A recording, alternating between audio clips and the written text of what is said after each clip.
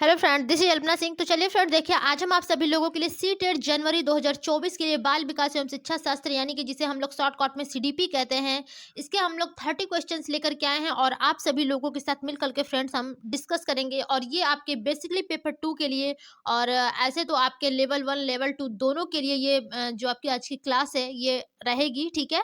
लेकिन जो सबसे ज्यादा आपको प्रभावित करेगा ये आपके पेपर 2 के लिए ही प्रभावित करेगा, क्योंकि जो हमने आज ये पेपर सॉल्व करा रही हूँ ये आपके 2015 में जो सितंबर में एग्जाम हुआ था उसके पूछे गए क्वेश्चंस हैं, ठीक है। तो ध्यान दीजिएगा फ्रेंड्स, और हमारा टारगेट रहेगा कि 30 में अपना 30 लाना है, ठीक है। यानी कि आउट ऑफ 30 हमारे कंप्लीट सही होने चाहिए। तो चलिए फ्रेंड, फटाफट से जो लोग अभी तक चैनल को लाइक एवं सब्सक्राइब नहीं किए वो लोग कर दीजिए। हमारा चैनल है लर्न विथ अल्पना, ठीक है। और जो आपकी जैसे कि आप लोग क्लास नहीं पढ़ पाते हैं फ्रेंड्स, तो आपकी प्ले लिस्ट बनी हुई है और सारे सब्जेक्ट की जितनी भी आपकी क्लास चलाई जा रही है या फिर जो पहले की क्लास पढ़ी हुई है वो आपके प्ले लिस्ट में है। और हम आपके डिस्क्रिप्शन बॉक्स में सारे की यानी कि जो सारे प्ले लिस्ट हमने बनाए हैं, ठीक है, एसएसटी के, हिंदी के, सीडीपी के, ये तीनों के ही प्ले लिस्ट हम आपको डिस्क्रिप्शन बॉक्स में दे देंगे इसी वीडियो के, ठीक है।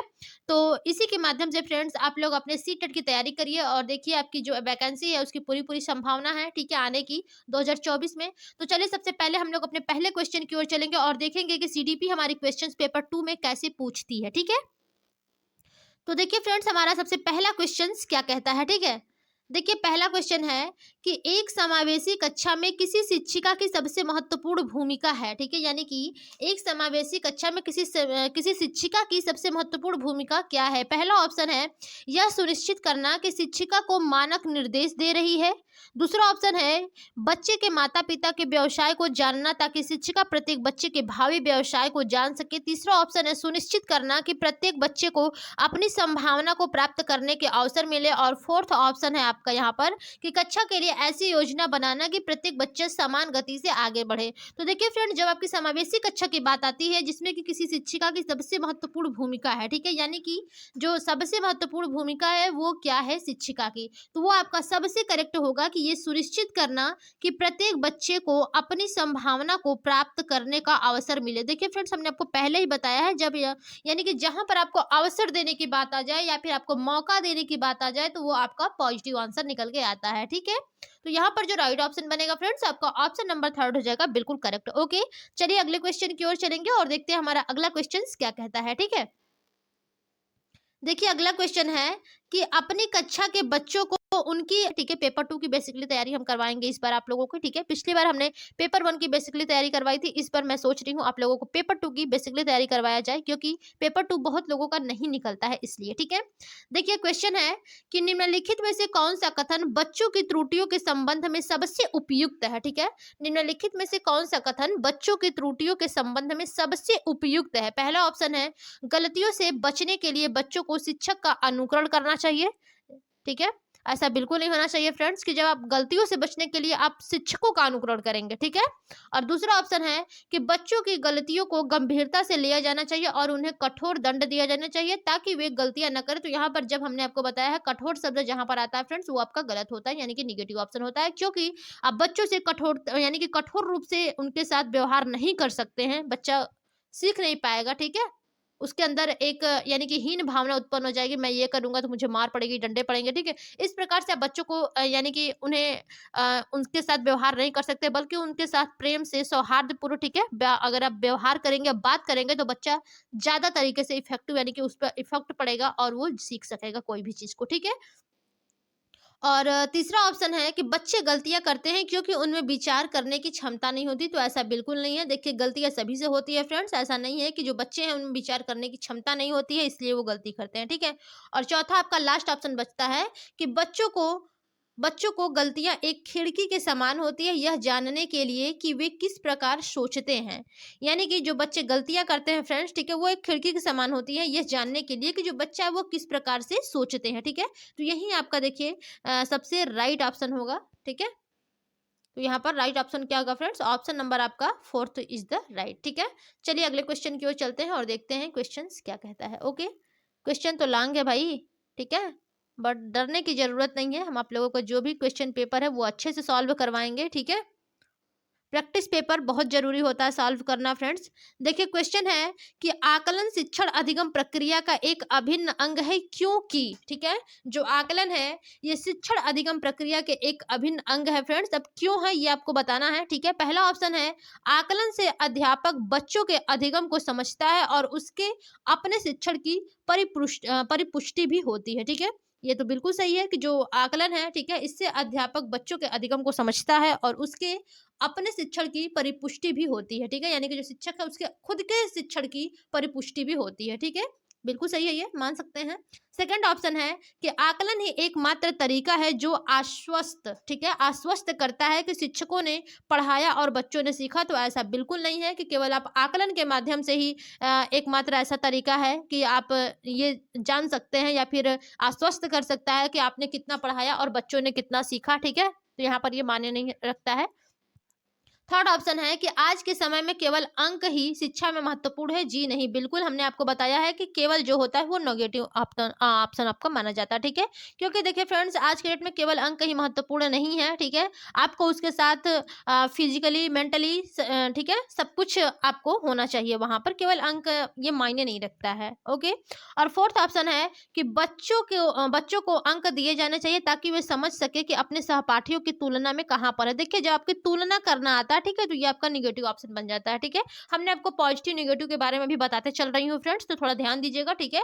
आप लोग क्वेश्चन को अगर ध्यान से पढ़ेंगे ऑप्शन को, हम मानते हैं कि सीटेट आपका लॉन्ग क्वेश्चन पूछता है, ठीक है, लेकिन जब आप उस ऑप्शन को पढ़ेंगे और आप प्रैक्टिस किए रहेंगे, ठीक है, तो आपका ऑप्शन एक भी गलत नहीं होगा, आप सारे सही ऑप्शन टिक करके आएंगे, ठीक है। तो यहाँ पर देखिए फ्रेंड जो सबसे करेक्ट ऑप्शन बनेगा कि आकलन शिक्षण अधिगम प्रक्रिया का अभिन्न अंग है क्योंकि आकलन से अध्यापक बच्चों के अधिगम को समझता है और उसके अपने शिक्षण की परिपुष्टि भी करता है, ठीक है, उसके साथ अपने भी शिक्षण की वो परिपुष्टि करता है। तो यहाँ पर फर्स्ट ऑप्शन आपका बिल्कुल करेक्ट है। ओके, चलिए अगले क्वेश्चन की ओर चलेंगे। और देखिए फ्रेंड्स ये तो और भी काफी आपके लॉन्ग क्वेश्चन है, ठीक है, बट हम लोग इसे इतना छोटा कर लेंगे कि आपके स्क्रीन पर पूरी तरीके से आ जाएगा, ठीक है।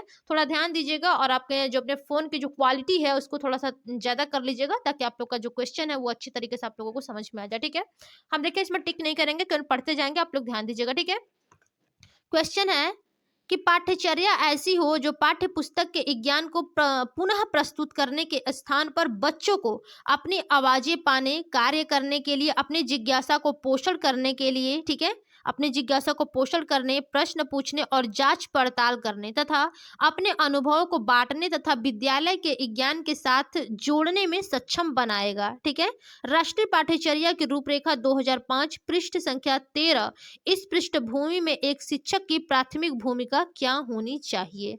देखिए फ्रेंड्स क्वेश्चन इतना लॉन्ग दिया है, ठीक है, बताने में भी थोड़ा सा आपको हम इसका यानी कि डिस्कस करेंगे इसके बारे में, तो थोड़ा टाइम लगेगा, बट आप लोग ध्यान दीजिएगा कि देखिए आपकी जो पाठ्यचर्या है फ्रेंड्स वो ऐसी हो जो कि पाठ्यपुस्तक के ज्ञान को पुनः प्रस्तुत करने के स्थान पर बच्चों को अपनी आवाजें पाने, ठीक है, कार्य करने के लिए अपनी जिज्ञासा को पोषण करने, प्रश्न पूछने, जांच पड़ताल करने और अपने अनुभव को बांटने और इसी के साथ विद्यालय के ज्ञान के साथ जोड़ने में ये सक्षम बनाएगा। यानी कि ऐसी पाठ्य पर चर्चा जो है वो आपकी होनी चाहिए, ठीक है। तो इसी प्रकार देखिए जो राष्ट्रीय पाठ्यचर्या की रूपरेखा 2005 पृष्ठ संख्या 13 पे है फ्रेंड्स कि इस पृष्ठभूमि के एक शिक्षक की प्राथमिक भूमिका क्या होनी चाहिए। यानी कि इस प्रकार की पाठ्यचर्या यानी कि तय करने के लिए जो आपकी राष्ट्रीय रूपरेखा यानी कि जो राष्ट्रीय पाठ्यचर्या की रूपरेखा 2005 है, ठीक है, इसमें शिक्षक की जो प्राथमिक भूमिका है वो क्या होनी चाहिए, ठीक है।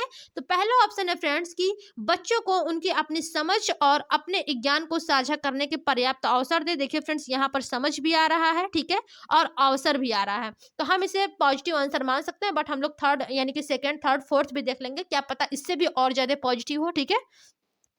दूसरा ऑप्शन है बच्चों के अनुभवों को निरस्त कर पाठ्य पुस्तकों पर ध्यान केंद्रित करना चाहिए। बिल्कुल गलत फ्रेंड्स, क्योंकि देखिए जो आपकी राष्ट्रीय पाठ्यचर्या की जो रूपरेखा है ये आपकी बाल केंद्रित यानी कि चाइल्ड सेंटर्ड मानती है आपकी जो पाठ्यचर्या है, ठीक है। तो यहाँ पर जो आपकी पुस्तक केंद्रित है या फिर हाँ पाठ्य पुस्तक पर ध्यान केंद्रित करने के लिए दिया है, तो ये आपका नहीं होगा, ठीक है।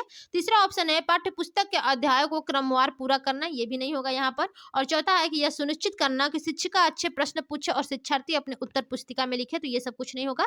देखिए जो सबसे करेक्ट ऑप्शन होगा कि जो शिक्षक है उसकी जो प्राथमिकता यानी कि जो उसकी प्राथमिक पृष्ठभूमि क्या होनी चाहिए, ठीक है, यानी कि प्राथमिक जो भूमिका है वो क्या होनी चाहिए। तो सबसे करेक्ट आपका ऑप्शन नंबर फर्स्ट ही बनेगा फ्रेंड्स, कि बच्चों को उनकी अपनी समझ और अपने ज्ञान को साझा करने के पर्याप्त अवसर देना चाहिए, ठीक है। तो राइट ऑप्शन यहाँ पर आपका ऑप्शन नंबर फर्स्ट बिल्कुल करेक्ट हो जाएगा, ठीक है। चलिए अगले क्वेश्चन की ओर चलेंगे और देखते हैं अगला क्वेश्चन क्या कहता है। ओके फ्रेंड्स, देखिए क्वेश्चन है कि बच्चों को अपने अध्यापन में प्रयास करने हेतु प्रोत्साहित करने के लिए शिक्षकों को डैश की आवश्यकता होती है, यानी कि बच्चों को अपने अध्ययन में प्रयास करने हेतु प्रोत्साहित करने के लिए शिक्षकों को किस चीज की आवश्यकता होती है, ठीक है। पहला ऑप्शन है बच्चे को नियंत्रण में रखना, दूसरा है अन्य बच्चों के साथ तुलना करने, तीसरा है बच्चे को प्रेरित करने और चौथा है बच्चे को डांटने। तो देखिए फ्रेंड्स यहाँ पर जो सबसे करेक्ट ऑप्शन बनेगा वो आपका हो जाएगा बच्चों को प्रेरित करने से, ठीक है। क्योंकि देखिए जब बच्चे अपने अध्ययन में प्रयास करने हेतु प्रोत्साहित करने के लिए जो शिक्षक हैं उनको यानी कि शिक्षकों को जो बच्चे हैं उनको प्रेरित करने की आवश्यकता होती है, ठीक है। तो जो राइट ऑप्शन बनेगा फ्रेंड्स ऑप्शन नंबर आपका थर्ड ही बिल्कुल करेक्ट होगा। ओके, चलिए अगले क्वेश्चन की ओर चलते हैं। ये भी इसका ऑप्शन इस पेज पर आ गया है, चलिए कोई बात नहीं। देखिए क्वेश्चन है फ्रेंड्स कि भावनाओं अधिगम और अभिप्रेरणा के संदर्भ में निम्नलिखित में से किस कथन से आप सहमत है, ठीक है। यानी कि भावनाओं, ठीक है, यानी कि जो आपकी भावनाएं हैं, अधिगम है और आपकी जो अभिप्रेरणा है, ठीक है। भावनाओं अधिगम और अभिप्रेरणा के संदर्भ में निम्नलिखित में से किस कथन से आप सहमत है। पहला ऑप्शन है सीखने के लिए भावनाओं को अलग रख देना चाहिए, ठीक है। दूसरा ऑप्शन है आपका कि प्रेरणा और सीखने के साथ भावनाएं घनिष्ठ रूप से जुड़ी हैं। तीसरा ऑप्शन है सीखने के लिए अभिप्रेरित करने में भावनाओं की कोई भूमिका नहीं होती है, तो ऐसा बिल्कुल नहीं है, ठीक है। और चौथा है कि कुछ नया सीखना इस पर निर्भर करता है कि उसमें हम कितने निपुण हैं, ऐसा कुछ भी नहीं है। और यहाँ पर जो पहला ऑप्शन दिया है कि सीखने के लिए भावनाओं को अलग रख देना चाहिए, बिल्कुल नहीं। देखिए फ्रेंड्स जो प्रेरणा और जो सीखने के साथ भावनाएं होती हैं, ठीक है, ये तीनों ही एक रूप से आप यानी कि एक घनिष्ठ रूप से जुड़ी हुई है, ठीक है। तो जो राइट ऑप्शन बनेगा आपका ऑप्शन नंबर सेकंड ही बिल्कुल करेक्ट होगा। ओके, चलिए अगले क्वेश्चन की ओर चलते हैं और देखते हैं अगला क्वेश्चन क्या है, ठीक है। क्वेश्चन है आपका कि बहुविकल्पी प्रश्न बच्चों की डैश की योग्यता का आकलन करते हैं, यानी कि बहुविकल्पी प्रश्न जो है वो बच्चों की किसकी योग्यता का आकलन करते हैं। पहला ऑप्शन है सही उत्तर का निर्माण करने, दूसरा ऑप्शन है सही उत्तर की व्याख्या करने, सही उत्तर की पहचान करने और लास्ट ऑप्शन है आपका सही उत्तर का प्रत्यास्मरण करने, ठीक है। तो यहाँ पर देखिए फ्रेंड्स जो बहुविकल्पीय प्रश्न है वो बच्चों की सही उत्तर की पहचान करने की योग्यता का आकलन करते हैं, यानी कि जो बच्चे हैं उनके सही उत्तर की पहचान, यानी कि जो बच्चा है वो कितना सही आंसर दे रहा है, ठीक है, इसी का पहचान करने के लिए इसी योग्यता का वो आकलन करते हैं, ठीक है, बहुविकल्पी प्रश्नों के द्वारा, ठीक है। तो यहाँ पर जो राइट ऑप्शन बनेगा फ्रेंड्स ऑप्शन नंबर आपका थर्ड ही बिल्कुल करेक्ट होगा, ठीक है। चलिए अगले क्वेश्चन की ओर चल रहे हैं। देखिए क्वेश्चन है आपका कि सामाजिकरण की प्रक्रिया में शामिल नहीं है, ठीक है, आपको बताना है कि सामाजिकरण की प्रक्रिया में शामिल क्या नहीं है। नॉट वाले क्वेश्चन है, ध्यान दीजिएगा, ठीक है। पहला ऑप्शन है मूल्यों और विश्वासों का अर्जन, दूसरा है आनुवंशिक संचरण, तीसरा ऑप्शन है एक संस्कृति की रीतियों और मानदंडों को सीखना और चौथा है कौशलों का अर्जन। तो देखिए फ्रेंड जब हम बात करते हैं सामाजिकरण की प्रक्रिया में क्या नहीं है, नॉट वाले क्वेश्चन है, ठीक है, तो वो आपका आनुवंशिक संचरण नहीं है, क्योंकि ये सामाजिकरण की प्रक्रिया में जो शामिल आनुवंशिक संचरण है, ठीक है, यही है कि यह प्रक्रिया फ्रेंड्स जो होती है वो व्यक्ति को सामाजिक प्राणी बनाती है, ठीक है।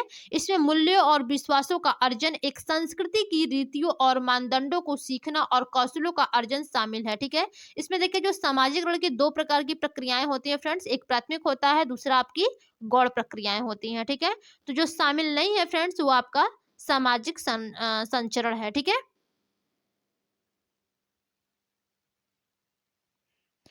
ओके, तो चलिए आगे देखेंगे फ्रेंड्स। अपने यहाँ पर राइट ऑप्शन जो है वो आपका ऑप्शन नंबर सेकंड ही बिल्कुल करेक्ट है, ठीक है। चलिए अगले क्वेश्चन की ओर चलेंगे, देखते हैं क्या है।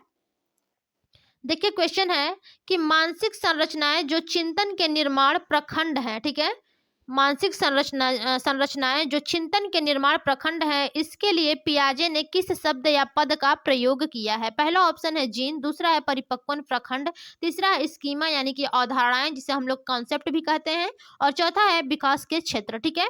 तो देखिए जो हम लोग बात करते हैं फ्रेंड्स मानसिक संरचनाएं, ठीक है, जो कि चिंतन के निर्माण में प्रखंड है, ठीक है।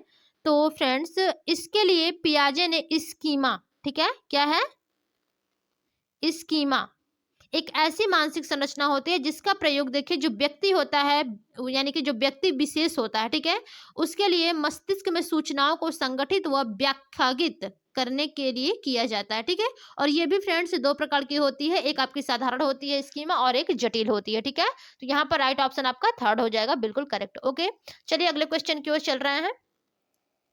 देखिए अगला क्वेश्चन है, वाइगोत्स्की के अनुसार बच्चे स्वयं से क्यों बोलते हैं, ठीक है। वाइगोत्स्की के अनुसार जो बच्चे हैं वो स्वयं से क्यों बात करते हैं या फिर क्यों बोलते हैं। पहला ऑप्शन है बच्चे अपने प्रति वयस्कों का ध्यान आकर्षित करने के लिए बोलते हैं। दूसरा है बच्चे स्वभाव से बहुत बातनी होते हैं। तीसरा है बच्चे अहम केंद्रित होते हैं। और चौथा है बच्चे अपने कार्य को दिशा देने के लिए बोलते हैं, ठीक है। तो देखिए फ्रेंड, जब हम वाइगोत्स्की के अनुसार जो बच्चे हैं, ठीक है, उनके अनुसार बात करते हैं कि जो बच्चे हैं वो स्वयं से क्यों बात करते हैं, तो देखिए वो अपने बच्चे जो हैं वो अपने कार्य को दिशा देने के लिए बोलते हैं, ठीक है, यानी कि वो स्वयं से बात करते हैं। और जो बच्चे हैं अपने से बड़े यानी कि जो ज्ञानी व्यक्ति हैं, ठीक है, उनके संपर्क द्वारा चिंतन और व्यवहार की संस्कृति अनुरूप तरीके से सीखते हैं। और ये सामाजिक से सांस्कृतिक सिद्धांत में व्यक्तिगत भाषा द्वारा बच्चे अपने व्यवहार को नियंत्रित और निर्देशित करने हेतु स्वयं से बातचीत करते हैं, ठीक है। तो यहाँ पर जो राइट ऑप्शन होगा ऑप्शन नंबर आपका फोर्थ ही बिल्कुल करेक्ट है। ओके, चलिए अगले क्वेश्चन की ओर चलेंगे और देखते हैं अगला क्वेश्चन क्या है। देखिए क्वेश्चन है फ्रेंड्स अगला आपका कि अधिगम अशक्तता वाले, ठीक है, अधिगम अशक्तता वाले, पहला ऑप्शन है बच्चों को एक समान दिखाई देने वाले अक्षरों और वर्णों में भ्रम होता है। दूसरा ऑप्शन है बच्चे दृश्य शब्दों यानी कि साइट वर्ड्स को आसानी से पहचानने और समझते हैं। तीसरा ऑप्शन है आपका कि बच्चों का मानसिक विकास मंद होता है। और चौथा है कि बच्चे निम्न बुद्धि वाले होते हैं, ठीक है। तो देखिए फ्रेंड, जो अधिगम अशक्तता वाले बच्चे होते हैं उनको एक समान दिखाई देने वाले अक्षरों और वर्णों में भ्रम हो जाता है, ठीक है। तो यहाँ पर अधिगम अशक्तता वाले बच्चों की बात की गई है, ठीक है, जिससे कि आपको डिस्लेक्सिया भी कहा जाता है कि जो एक समान अक्षर है दिखाई है वो देखने में उन्हें भ्रम होता है, ठीक है। तो जो राइट ऑप्शन बनेगा ऑप्शन नंबर आपका फर्स्ट बिल्कुल करेक्ट होगा। ओके, चलिए देखते हैं अगले क्वेश्चन की ओर चलेंगे और देखते हैं क्या है ये क्वेश्चन हमारा, ठीक है। क्वेश्चन को थोड़ा छोटा कर लेते हैं क्योंकि दूसरे पेज पर चला गया है, कोई बात नहीं। क्वेश्चन है आपका कि सृजनात्मकता क्या है, ठीक है। पहला ऑप्शन है बुद्धि का एक प्रकार जो उन कौशलों से संबंधित है जो संचित किए गए ज्ञान और अनुभवों पर निर्भर होते हैं। तो ऐसा बिल्कुल नहीं है कि जो संचित किया गया एक ज्ञान है, ठीक है, उन्हीं पर ये निर्भर होते हैं। तो ऐसा बिल्कुल है। सृजनात्मक व्यक्ति यानी कि जो प्रतिभाशाली बच्चे होते हैं जिनका IQ लेवल जो होता है वो 130 से प्लस होता है, यानी कि ज्यादा होता है, ठीक है। कभी कभी ये 150 तक चले जाते हैं, ठीक है, इससे ज्यादा चले जाते हैं प्रतिभाशाली बच्चे। दूसरा ऑप्शन है बुद्धि का एक प्रकार जो संसाधन की गति को शामिल करते हुए सूचना प्रक्रमण कौशलों पर अत्यधिक निर्भर होता है, ठीक है। ऐसा भी बिल्कुल नहीं है कि केवल ये सूचना प्रक्रमण कौशलों पर ही अत्यधिक निर्भर होते हैं, ठीक है। तीसरा है समस्याओं के मौलिक और अपसारी समाधानों को पहचान अथवा तैयार करने की योग्यता, बिल्कुल सही। और चौथा है कि सृजनात्मकता 200 से ऊपर की बुद्धि लब्धि से सर्वाधिक बेहतर ढंग से परिभाषित होते हैं, ऐसा बिल्कुल नहीं है, ठीक है। तो जो राइट ऑप्शन होगा फ्रेंड, जो सृजनात्मकता है, ठीक है, वो क्या है, तो वो आपका समस्याओं के मौलिक और अपसारी साधनों को पहचानने अथवा तैयार करने की योग्यता है। ओके, तो यहाँ पर जो राइट ऑप्शन बनेगा फ्रेंड्स ऑप्शन नंबर आपका थर्ड ही बिल्कुल करेक्ट होगा। ओके, चलिए अगले क्वेश्चन की ओर चलेंगे और देखेंगे हमारा अगला क्वेश्चन क्या है, ठीक है। क्वेश्चन और भी ये देखिए लॉन्ग है फ्रेंड्स, ठीक है, तो कोई बात नहीं, हम लोग इसे काफी छोटा कर लेंगे क्योंकि जो हमारे स्क्रीन है इस पर पूरी तरीके से आ जाए, आप लोगों को समस्या ना हो, ताकि आप लोग कभी कभी क्या होता है कि कुछ क्वेश्चन नहीं समझ में आते हैं तो कुछ लोग स्क्रीनशॉट भी ले लेते हैं, इसलिए मैंने इस तरीके से क्वेश्चन को लिया है, ठीक है। क्वेश्चन है भारत में बहुत से बच्चे विशेषकर लड़कियां विद्यालय में आने से पहले और विद्यालय से वापस जाने के बाद घर का काम करती हैं, ठीक है। देखिए ये बहुत जगह है, यानी कि हम लोगों के यहाँ भी अगल बगल है। मान लीजिए हम तो जब पढ़ाई करते थे तो ऐसा मेरे समय में नहीं था कि मैं स्कूल जाने से पहले भी काम करूं और स्कूल आने के बाद भी काम करूं, और अभी भी नहीं है फ्रेंड्स काम करने वाली बात, ठीक है, हमारे यहाँ पे। लेकिन हमारे अगल बगल की जितने भी हमारी फ्रेंड्स थी, ठीक है, पढ़ती थी हमारे साथ में, बहुत लोगों के साथ ऐसा होता था कि जब वो यानी कि लड़कियां जो विद्यालय जाती थी जाने के पहले भी वो घर का काम करके जाती थी और जब वापस घर पे आती थी तब भी वो काम करती थी, ठीक है। तो इसके आगे क्या दिया है देखिए कि आपके विचार से इस संदर्भ में एक शिक्षिका को गृह कार्य के बारे में क्या करना चाहिए, यानी कि आपके विचार से फॉर एग्जाम्पल, ठीक है, कि एक शिक्षिका है, उनको गृह कार्य के बारे में क्या करना चाहिए। पहला ऑप्शन है, शिक्षिका को ऐसा गृह कार्य देना चाहिए जो विद्यालय में कराए गए अधिगम को बच्चों के घरेलू जीवन से जोड़ता हो, ठीक है। और दूसरा ऑप्शन है यहाँ पर आपका कि शिक्षिका को सुनिश्चित करना चाहिए कि बच्चे अपना गृह कार्य पूरा करने के लिए सुबह जल्दी उठें और देर तक जरूर रुकें। ऐसा बिल्कुल नहीं होना चाहिए फ्रेंड्स। तीसरा है कि बच्चों के माता पिता से उनके गृह कार्य को पूरा करने के लिए ट्यूशन लगवाने के लिए कहिए, और ऐसा भी बिल्कुल नहीं होना चाहिए। और चौथा है कि उसे उन बच्चों को कठोर दंड देना चाहिए जो अपना गृह कार्य पूरा नहीं करते। देखिए, जब कठोर की बात आती है तो ये आपका तो पहले ही निगेटिव होता है, ठीक है। तो जो सबसे उपयुक्त इसमें आंसर होगा फ्रेंड्स, तो आपका ऑप्शन नंबर फर्स्ट ही होगा कि शिक्षिका जो है उसको ऐसा गृह कार्य देना चाहिए जो विद्यालय में कराए गए अधिगम, यानी कि जो विद्यालय में अधिगम कराया गया है उसी को बच्चों के घरेलू जीवन से वो जोड़ता हो, ठीक है। तो जो राइट ऑप्शन बनेगा फ्रेंड्स, ऑप्शन नंबर आपका फर्स्ट ही बिल्कुल करेक्ट होगा। ओके, चलिए अगले क्वेश्चन की ओर चलते हैं और देखते हैं अगला क्वेश्चन क्या है, ठीक है। देखिए, क्वेश्चन है फ्रेंड्स कि एक प्रभावी कक्षा में, ठीक है, एक प्रभावी कक्षा में पहला ऑप्शन है, बच्चे अपने अधिगम को सुगम बनाने के लिए मार्गदर्शन एवं सहयोग हेतु शिक्षक से सहायता लेते हैं। बिल्कुल सही है फ्रेंड्स। जो बच्चे होते हैं वो अधिगम को और सुगम अपने बनाने के लिए मार्गदर्शन एवं सहयोग के लिए शिक्षक से सहायता लेते हैं। बिल्कुल सही है। और दूसरा ऑप्शन है कि बच्चे हमेशा उत्सुक और तैयार रहते हैं क्योंकि शिक्षक उनकी प्रत्यास्मरण योग्यता का आकलन करने के लिए नियमित रूप से परीक्षा लेता रहता है। ऐसा बिल्कुल नहीं है, ठीक है। एक प्रभावी कक्षा में, देखिए, एक प्रभावी कक्षा की बात कर रही है, किया जा रहा है, ठीक है, यहाँ पर। तो ये ऑप्शन आपका नहीं होगा। थर्ड ऑप्शन है कि बच्चे शिक्षक से डरते हैं क्योंकि वह मौखिक और शारीरिक दंड का प्रयोग करता है। तो यहाँ पर भी एक प्रभावी कक्षा में ऐसा नहीं होना चाहिए फ्रेंड्स। फोर्थ ऑप्शन है कि बच्चे शिक्षक का सामना नहीं करते हैं और जैसा उन्हें अच्छा लगता है वैसा ही करते हैं। तो वह भी आपका नहीं होगा। जो आपका यहाँ पर सबसे करेक्ट ऑप्शन होगा फ्रेंड्स, ऑप्शन नंबर आपका फर्स्ट बिल्कुल करेक्ट होगा कि जो एक प्रभावी कक्षा है उसमें बच्चे अपने अधिगम को सुगम बनाने के लिए मार्गदर्शन एवं सहयोग हेतु शिक्षक से सहायता लेते हैं, ठीक है। राइट ऑप्शन आपका फर्स्ट होगा। चलिए अगले क्वेश्चन की ओर चलेंगे और देखते हैं अगला क्वेश्चन क्या है, ठीक है। ऑप्शन नंबर थर्ड तो कट गया है, कोई बात नहीं, बट इसमें ऑप्शन नंबर थर्ड, चलिए कोई बात नहीं। ऐसा है कि इस क्वेश्चन को हम लोग छोड़ देते हैं, ठीक है। क्वेश्चन उसका कट गया है तो हम लोग ध्यान नहीं देंगे उस पर, कोई बात नहीं। हम लोग अगले क्वेश्चन की ओर चलेंगे। देखिए, क्वेश्चन है कि क्या बच्चे इसलिए भाषा अर्जित करते हैं क्योंकि उनमें आनुवंशिक रूप से ऐसा करने की पूर्व प्रवृत्ति होती है या उनके माता पिता प्रारंभिक अवस्था से ही उन्हें गहन रूप से सिखाते हैं। यह प्रश्न आवश्यक रूप से दर्शाता, यानी कि ये जो प्रश्न है यह आवश्यक रूप से क्या दर्शाता है कि जो बच्चे हैं वो इसीलिए भाषा अर्जित करते हैं क्योंकि उनमें आनुवंशिक रूप से ऐसा करने की पूर्व प्रवृत्ति होती है या फिर उनके माता पिता प्रारंभिक अवस्था से ही उन्हें गहन रूप से सिखाते हैं। तो देखिए फ्रेंड्स, इसमें पहला ऑप्शन क्या है कि क्या विकास एक सतत प्रक्रिया है या एक असतत प्रक्रिया है। दूसरा ऑप्शन है आपका कि भाषा के विकास पर संज्ञान का प्रभाव। तीसरा है प्रकृति और पोषण पर बहस। और चौथा है बहुकारक योग्यता के रूप में विकास पर चर्चा। तो यहाँ पर देखिए फ्रेंड्स, प्रकृति और पोषण पर यहाँ पर बहस की बात हो रही है कि बच्चे भाषा इसलिए अर्जित करते हैं क्योंकि उनमें आनुवंशिक रूप से ऐसा करने की पूर्व प्रवृत्ति होती है या फिर उनके माता पिता प्रारंभिक अवस्था से ही उन्हें गहन रूप से सिखाते हैं। तो यहाँ पर प्रकृति और पोषण पर बहस करने की बात हो रही है, ठीक है। तो राइट ऑप्शन जो बनेगा फ्रेंड्स, ऑप्शन नंबर आपका थर्ड ही बिल्कुल करेक्ट होगा। ओके, चलिए अगले क्वेश्चन की ओर चल रहे हैं, देखते हैं अगला क्वेश्चन क्या है, ठीक है। देखिए, अगला क्वेश्चन है आपका फ्रेंड्स कि अमूर्त मनोवैज्ञानिक चिंतन के लिए क्षमता का विकास निम्नलिखित अवस्थाओं में से किसकी एक विशेषता है। यानी कि जो अमूर्त वैज्ञानिक चिंतन है इसके लिए क्षमता का विकास निम्नलिखित अवस्थाओं में से किसकी एक विशेषता है। पहला ऑप्शन है मूर्त संक्रियात्मक अवस्था, दूसरा औपचारिक संक्रियात्मक अवस्था, तीसरा ऑप्शन है संवेदी गतिक अवस्था और चौथा है पूर्व संक्रियात्मक अवस्था, ठीक है। जब अमूर्त वैज्ञानिक चिंतन की बात हो रही है फ्रेंड्स, तो यहाँ पर आपका औपचारिक संक्रियात्मक अवस्था होता है, ठीक है। यानी कि जब बच्चा अमूर्त रूप से सोचने लगता है, ठीक है, अमूर्त रूप से सोचने को उसमें क्षमता का विकास होने लगता है, तो ये आपका अमूर्त संक्रियात्मक अवस्था, जिसे हम लोग औपचारिक संक्रियात्मक अवस्था भी कहते हैं, ठीक है।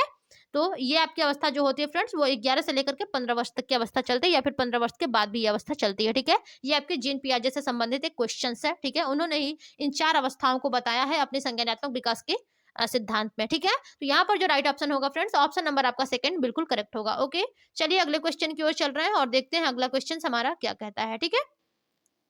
देखिए क्वेश्चन है कि एक बच्चा तर्क प्रस्तुत करता है, ठीक है, यानी कि एक कोई बच्चा है वो अपना तर्क प्रस्तुत करता है कि आप यह मेरे लिए करें और मैं वह आपके लिए करूंगा। यह बच्चा कोहल वर्ग की नैतिक तर्कड़ा की किस अवस्था के अंतर्गत आएगा? अच्छा लड़का अच्छी लड़की अभिमुखीकरण, दूसरा है सामाजिक अनुबंध अभिमुखीकरण, तीसरा है सहायक उद्देश्य अभिमुखीकरण, तीसरा है दंड एवं आज्ञा पालन अभिमुखीकरण। तो देखिए फ्रेंड्स, यहाँ पर जो सबसे करेक्ट ऑप्शन होगा वो आपका अच्छा लड़का एवं अच्छी लड़की अभिमुखीकरण के अंतर्गत आएगा कि जो बच्चा है वो एक तर्क प्रस्तुत करता है कि आप मेरे लिए यह करें और वह मैं आपके लिए करूंगा, ठीक है। तो यहाँ पर एक अच्छा लड़का और एक अच्छी लड़की अभिमुखीकरण के तहत ये आता है, यानी कि जो कोहल वर्ग का नैतिक विकास का सिद्धांत है, ठीक है, तर्कड़ा है, ये इसी अवस्था के अंतर्गत आता है, अच्छा लड़का और अच्छी लड़की, ठीक है।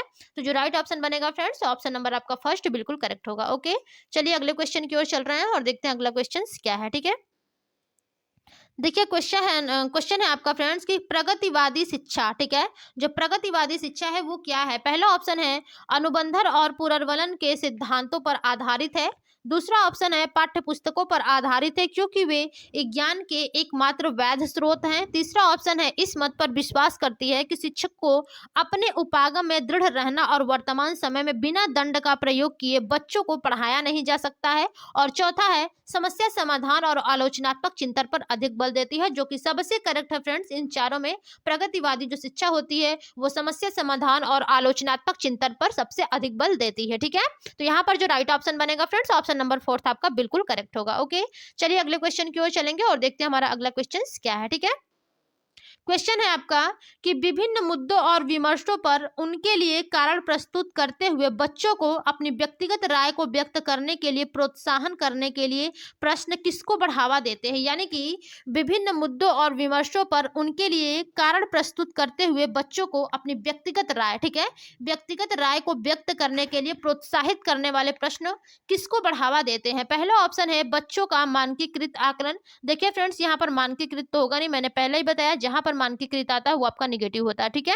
दूसरा ऑप्शन है विश्लेषणात्मक और आलोचनात्मक चिंतन, तीसरा है अभिसारी चिंतन, और चौथा है आपका जानकारी का पुनः स्मरण। ये सब बिल्कुल नहीं होगा। देखिए जो विश्लेषणात्मक और आलोचनात्मक चिंतन होगा यही आपका यहाँ पर सबसे आपका पॉजिटिव आंसर बनेगा। तो जो राइट ऑप्शन भी बनेगा आपका ऑप्शन नंबर सेकेंड होगा, ठीक है।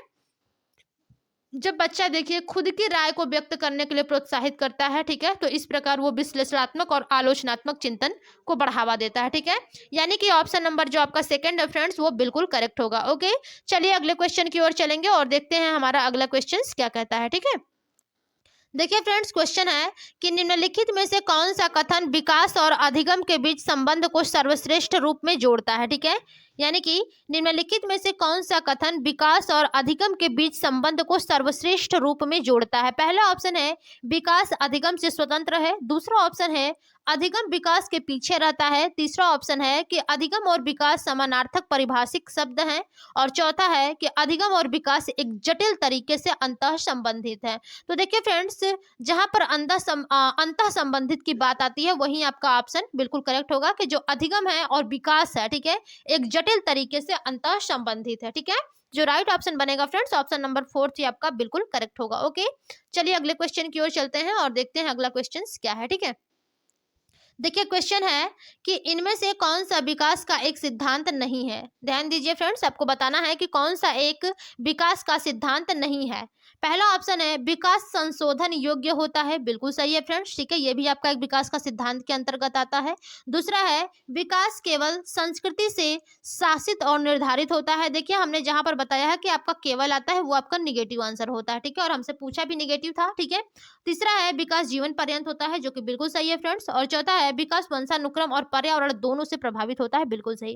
तो देखिए हमने जहां बताया था आपका निगेटिव आंसर, जहां पर केवल आता है वो निगेटिव है, तो ज्यादा कुछ आपको ध्यान देने की जरूरत नहीं है, जो निगेटिव आया है वही आपका निगेटिव होगा, यानी कि ऑप्शन नंबर सेकंड ही आपका बिल्कुल करेक्ट होगा, क्योंकि हमसे निगेटिव वाला पूछा है, तो जो निगेटिव होगा वही हमारा पॉजिटिव होगा, क्योंकि हमसे पूछा ही निगेटिव है, ठीक है।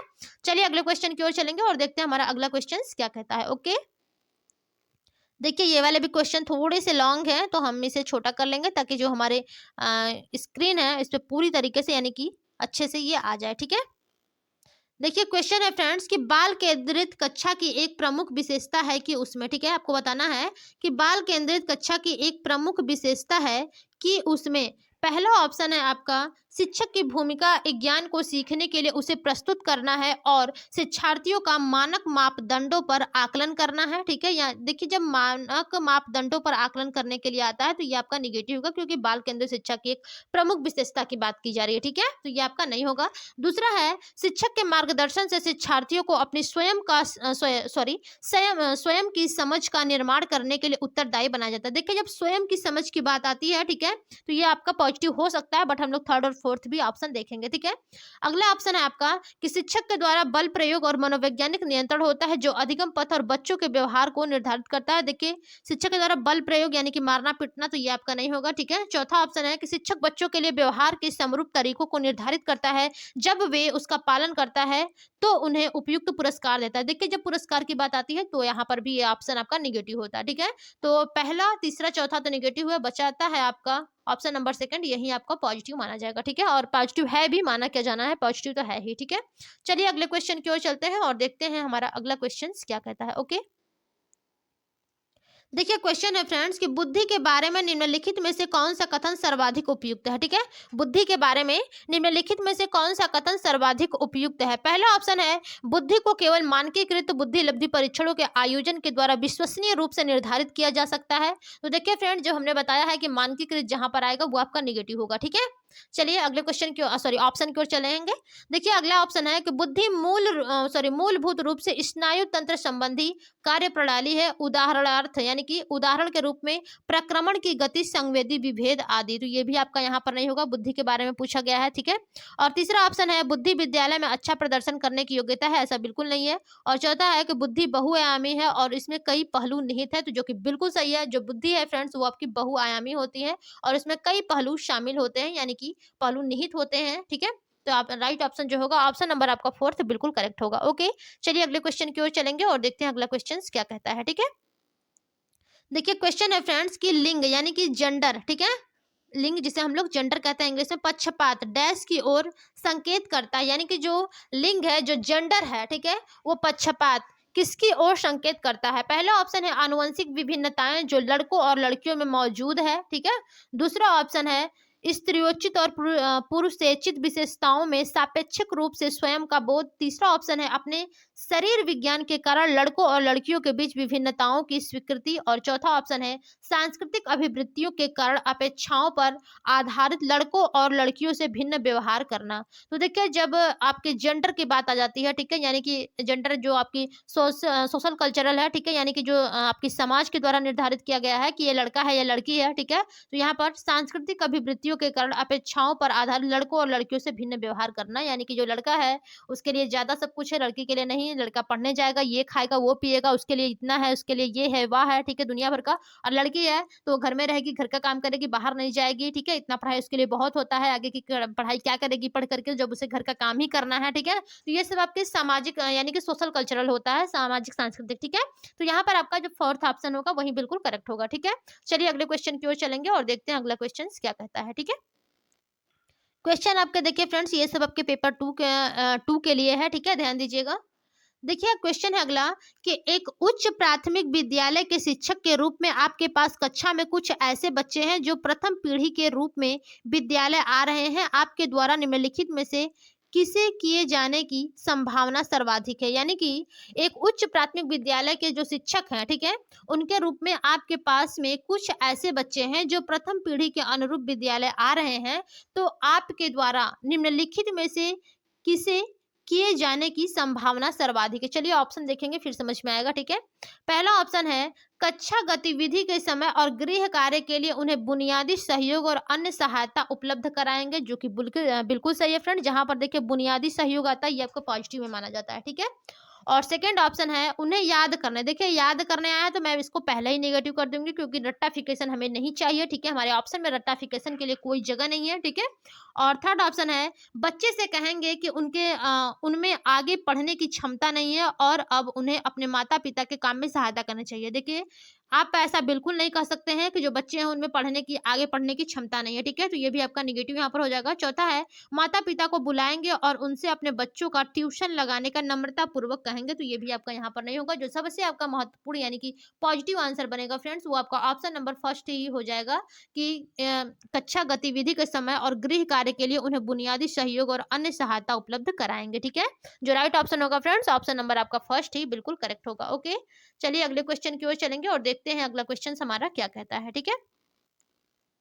देखिए आज के ये टॉप 30 क्वेश्चंस के ये लास्ट क्वेश्चन है कि समान आयु के बच्चे में भी आकृति, योग्यता, स्वभाव, रुचि, प्रवृत्ति और अन्य बातों में बहुत अंतर होता है। इस संदर्भ में विद्यालय की क्या भूमिका है, ठीक है? यानी कि जो समान आयु के बच्चे होते हैं उनमें भी आकृति, योग्यता, स्वभाव, रुचि, प्रवृत्ति और अन्य बातों में बहुत अंतर होता है। इस संदर्भ में विद्यालय की क्या भूमिका है?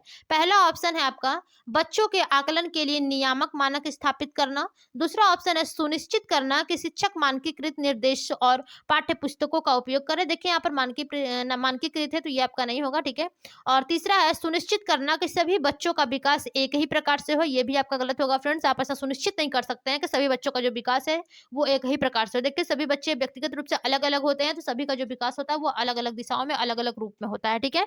और चौथा ऑप्शन है सुनिश्चित करना कि प्रत्येक बच्चे को अपनी क्षमताओं के अनुसार विकास का अवसर मिले। देखिए यहाँ पर कुछ हद तक ये ठीक था, लेकिन जब यहाँ पर अवसर की बात आती है तो आपका राइट ऑप्शन फोर्थ होगा, क्योंकि यहाँ पर ये सुनिश्चित किया जा रहा है कि जो बच्चे हैं प्रत्येक बच्चे हैं उनके अपनी क्षमता के अनुसार, यानी आपको अपने क्षमता के अनुसार विकास करने का अवसर मिले, ना कि एकदम जल्दीबाजी में नहीं सभी बच्चों के साथ आप एक समान विकास करेंगे तो ऐसा कुछ भी नहीं हो सकता। या तो आप आगे ही बढ़ जाएंगे या तो बहुत पीछे ही रह जाएंगे, ठीक है? तो आपको ऐसा करना है, ठीक है? यानी कि जो टीचर है उसको ऐसा सुनिश्चित करना चाहिए कि जो प्रत्येक बच्चे हैं, ठीक है, उनकी क्षमता के अनुसार उनके विकास करने का अवसर दिया जाना चाहिए, ठीक है फ्रेंड्स? तो यहाँ पर राइट ऑप्शन जो होगा ऑप्शन नंबर आपका फोर्थ बिल्कुल करेक्ट होगा। तो चलिए फ्रेंड्स आज की क्लास में हमने अपने 30 question top most important 30 question paper 2 के ये सॉल्व किए हैं, ठीक है? और ये आपके जो क्वेश्चन पेपर है ये आपके 2015 में पूछे गए हैं, ठीक है? आप लोग क्वेश्चन पेपर से भी मिला सकते हैं, ये आपके 2015 के क्वेश्चन है। तो आज के लिए बस इतना ही फ्रेंड्स, जो लोग अभी तक चैनल को लाइक एंड सब्सक्राइब नहीं किया वे लोग कर लीजिए। चैनल है लर्न विथ अल्पना, ठीक है? और अपने सभी दोस्तों को भी शेयर करिए। जो लोग अभी तक लाइक एंड सब्सक्राइब नहीं किए वे लोग कर दीजिए। हमारा चैनल है लर्न विथ अल्पना। तो चलिए फ्रेंड्स आज की क्लास में सीडीपी के लिए बस इतना ही, मिलेंगे अपने अगली क्लास में। तब तक के लिए धन्यवाद, बाय बाय।